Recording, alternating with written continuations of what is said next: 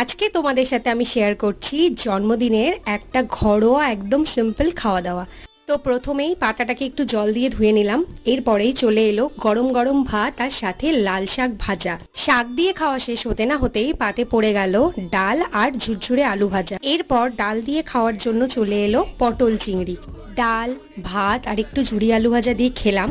তবে জানো তো, এই সময় আমি মিস করছিলাম এক টুকরো লেবু। যদি পেতাম, আহা, খাওয়াটা আরও জমে যেত।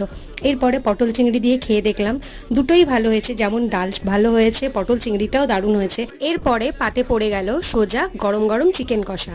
মাছের কালিয়াও হয়েছিল, কাতলা মাছের, তবে আমি সেটা খাইনি, কারণ এত গরম পড়েছে লাস্ট দুদিন ধরে, ওই জন্য আর বেশি চাপ নিয়ে খাওয়া দাওয়া করলাম না। শেষ পাতে চলে এলো চাটনি আর পায়েস। আজকে সব খাবারের মধ্যে আমার যেটা সব থেকে বেস্ট লেগেছে সেটা ছিল পায়েস। আর সব শেষে চলে এলো রসগোল্লা, বাঙালির স্পেশাল।